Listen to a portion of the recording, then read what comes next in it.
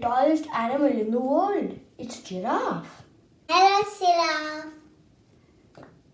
It can't hear you because its ears are so high. Try a little louder. Hello, dear Giraffe. Louder, please. Hello, dear Giraffe. Why are you so tall? The giraffe is explaining to the kids that yes, I am that tall and I am the tallest animal of the world.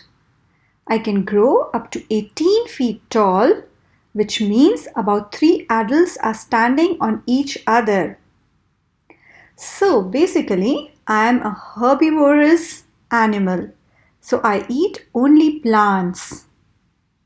So the fact is, giraffes evolved with sky-high neck to help them munch on leaves out of reach of other animals.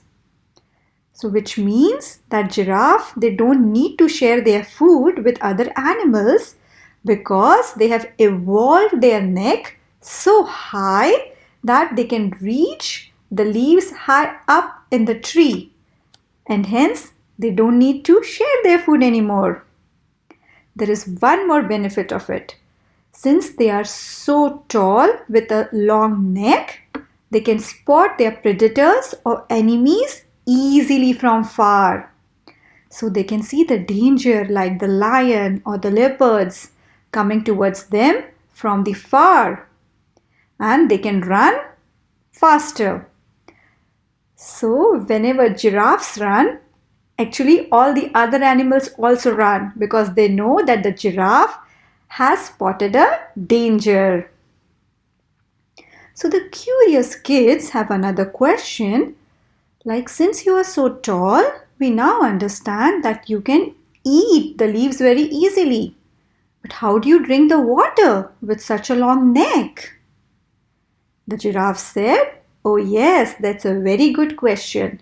And it is indeed very difficult for me to drink the water.